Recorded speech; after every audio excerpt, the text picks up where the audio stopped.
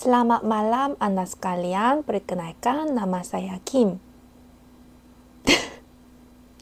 Openingnya sangat berbeda dengan biasa ya. Aku akan mulai lagi.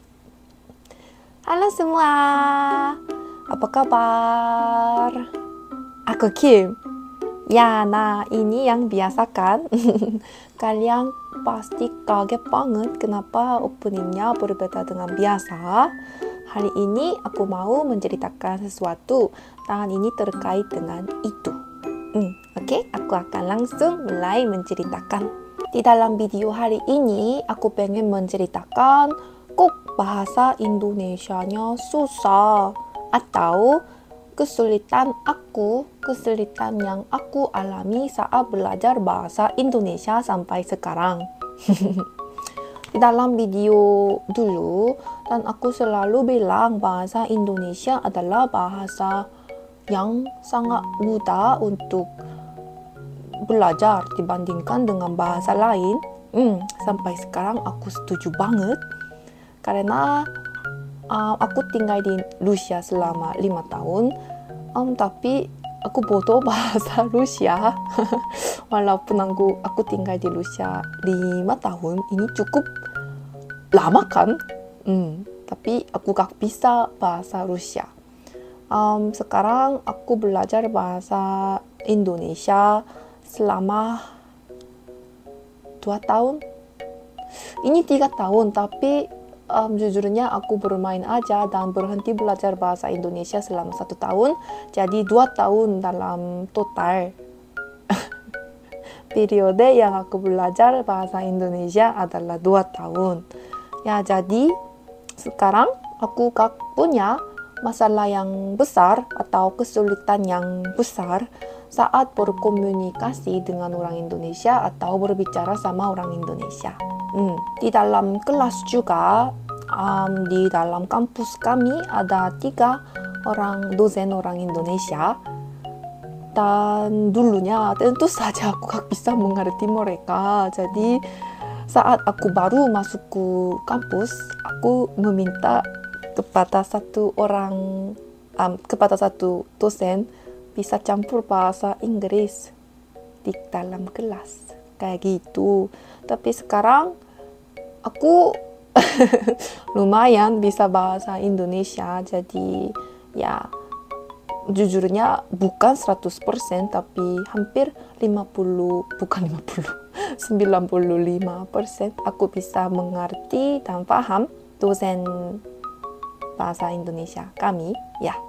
Jadi ya aku belajar banget dan berusaha banget untuk ya mencapai tujuan aku. Tapi sayangnya sampai sekarang aku punya satu masalah yang sangat besar saat belajar bahasa Indonesia atau berbicara dalam bahasa Indonesia, yaitu bahasa pergaulan atau bahasa informal. Pusing. Ya, tapi kalian bisa lihat aku dikit bisa bahasa pergaulan karena aku berusaha dan belajar banget untuk yang berbahasa informal juga. Tadi di sekolah kami hanya bisa pakai bahasa formal. Ini adalah aturan ya. Jadi saat kami pakai bahasa informal kepada dosen atau di dalam kelas saat presentasi kayak gitu, ini minus tentu saja. Dan di dalam ujian ini minus. Gak bisa pakai bahasa formal, bahkan juga bahasa singkatan kayak enggak itu bisa, agak bisa. Ya, tadi saat aku pertama belajar bahasa Indonesia, baru mulai belajar bahasa Indonesia, tentu saja aku belajar dengan bahasa formal kayak ya nama saya Kim, umur saya bla bla gitu, hobi saya adalah kayak gitu, dengan bahasa yang sangat informal dan kayak pakai di dalam bisnis. Banyak orang teman Indonesia aku bilang bahasaku kayak bekerja. Bukan teman berteman, tapi bertemu di dalam ya perusahaan kayak gitu. Jadi sangat kaku dan gugup karena ini terlalu formal. Tapi aku kurang tahu itu tadinya. Aku pikir ada cuman bahasa formal di dalam bahasa Indonesia. Jadi sekarang aku tahu, tapi tadinya aku kurang tahu ya tentang itu. Jadi aku kurang tahu ada aku, kamu kayak gitu. Hanya cuman Anda, saya, sekalian. Wow, saat aku mulai belajar bahasa Indonesia sendiri, seperti mendengar lagu Indonesia atau menonton film Indonesia, aku kaget banget karena aku gak bisa mengerti. Aku mengerti 1%. Ini bahasa Indonesia? Apakah aku salah? Apa aku belajar bahasa Indonesia? Aku cukup belajar bahasa Indonesia, tapi aku kurang bisa mengerti saat itu karena di dalam lagu Indonesia atau film Indonesia semuanya dalam bahasa informal kan, bahasa sehari-hari. Wow, jujurnya sampai sekarang saat aku nonton film Indonesia, ya aku gak bisa mengerti juga. Aku bisa tentu saja, tapi gak bisa 100%. Gak bisa. Sangat sulit. Karena semuanya pakai bahasa informal, bahasa sehari-hari, bahasa pergaulan yang sangat baru. Wow, ini bahasa berbeda. Jadi aku kaget banget. Dan setahu aku ada 3 rangka di dalam bahasa Indonesia. Kayak mungkin ada contohnya kalimat, ini adalah boneka saya. Ini boneka aku menjadi ini bonekaku. Wow, menjadi sangat singkat dan pendek. Jadi gampang kan? Kalau tahu ini lebih gampang untuk cuma pakai kalimat yang sangat pendek dan mudah tentu saja. Tapi untuk orang asing yang baru mulai belajar bahasa Indonesia, ini sangat susah. Dan aku gak bisa paham kenapa. Apa? Ini bahasa yang berbeda. Jadi, wow, tadinya aku pusing banget dan bingung banget. Sekarang tentu saja aku lebih pakai kayak ini bonekaku. Ya, aku gembira dan senang sekarang aku bisa. Tapi tadinya aku ada banyak kesulitan. Ya, itu adalah salah satu alasan yang aku buka YouTube channel aku, karena aku mau berkomunikasi dengan orang Indonesia. Karena di Korea jarang ada kesempatan untuk mengobrol atau berkomunikasi dengan orang Indonesia. Jadi aku sedih banget karena cara untuk belajar atau untuk meningkatkan kemampuan bahasa asing adalah terus berkomunikasi atau terus berbicara dengan orang asing kan. Kalau aku belajar bahasa Indonesia, aku harus terus berlatih dengan orang Indonesia. Tapi di Korea jarang ada. Tentu saja ada dosen Indonesia, orang Indonesia di kampus kami. Tapi cuman gak sering ketemu kan. Di dalam kelas aja, dan dengan dosen harus pakai bahasa formal. Jadi ya aku selalu kira apa cara yang sangat bagus untuk bisa membuat kemampuan bahasa Indonesiaku, untuk membuat kemampuan bahasa Indonesiaku lebih tinggi. Jadi aku pikir membuat YouTube-nya salah satu cara yang bagus, dan aku sekarang sangat senang dan puas karena aku setiap hari bisa berkomunikasi dengan orang Indonesia kalian. Jadi ini alasan kenapa aku semua balas komentar. Aku sangat suka membaca komen-komen dan membalas karena aku bisa belajar melalui itu dan aku sangat senang bisa berkomunikasi dengan orang Indonesia juga. Tapi kadang-kadang karena ada banyak bahasa informal di dalam komen, mohon maaf, aku kadang-kadang gak mengerti dan aku juga coba cari di dalam kamus tapi ini gak muncul. Di dalam kamus ada hanya bahasa formal yang muncul. Jadi aku selalu coba cari di dalam Google.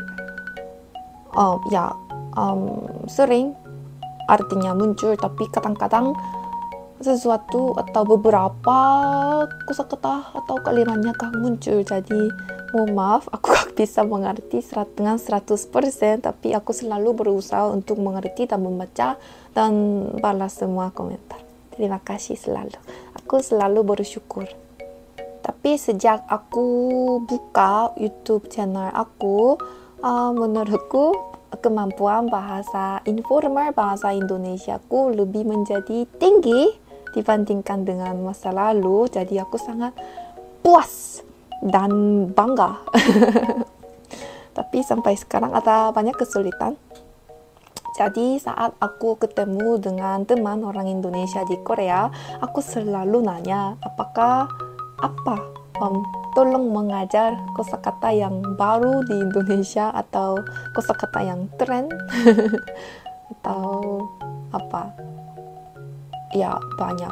Aku selalu nanya dan tolong mengajar aku bahasa yang tren di Indonesia karena aku mau menjadi Gen Z, generasi Gen Z, menjadi trendsetter. Ya, aku suka ini. Untuk belajar bahasa informal Indonesia, gak ada cara lain untuk belajar karena gak ada buku untuk itu kan. Jadi aku harus terus mendengar lagu Indonesia, menonton film Indonesia, berkomunikasi dengan sama orang Indonesia. Ini adalah cara yang paling bagus kan. Jadi aku akan terus berusaha untuk belajar bahasa informal juga. Dan aku mau menjadi jago kayak WNI. Berbicara dengan sangat lancar. Jadi ini adalah tujuan aku. Aku akan belajar dengan lebih giat dan tekun. Selain bahasa pergaulan, ada satu lagi kesulitan saat belajar bahasa Indonesia, yaitu tata bahasa. Tapi ini umum. Tata bahasanya susah. Semuanya bahasa. Termasuk Korea, bahasa Inggris juga. Wow, tata bahasanya paling susah. Walaupun aku orang Korea, aku sering bikin masalah saat menulis dengan tata bahasa. Dan di Indonesia ada kayak mekan, mei, pean kayak gitu. Ya, aku udah selesai belajar semuanya di kampus dan di sendiri aja, tapi masih sekarang bingung. Jadi aku harus terus belajar tata bahasa Indonesia juga, tapi aku pasti bisa karena ini aku kurang bisa bilang aku sekarang jago, tapi ini menjadi semakin baik dibandingkan dengan masa lalu. Jadi ya, aku sekarang tujuan aku dalam belajar bahasa Indonesia adalah untuk meningkatkan kemampuan bahasa informal Indonesia dan untuk lebih belajar dengan tekun dan giat tata bahasa Indonesia juga. Ya, jadi kalau aku, tentu saja aku selalu bikin masalah saat aku berbicara dalam bahasa Indonesia. Mungkin kosakata banyak yang salah atau gak cocok kan, atau ucapkan sayanya salah. Bahkan ada banyak typo di videoku. Jadi kalau aku bikin masalah di dalam videoku, aku sangat senang kalau kalian perbaiki aku. Udah banyak orang udah memperbaiki aku, jadi aku sangat bersyukur dan aku bisa belajar melalui ini ya. Jadi kalau aku bikin masalah, jangan ragu-ragu untuk koreksi. Aku sangat senang untuk memperbaiki masalahku. Jadi karena aku harus memperbaiki ini untuk masa depan aku, untuk menjadi lebih jago bahasa Indonesia. Ya, jadi terima kasih, selalu terima kasih.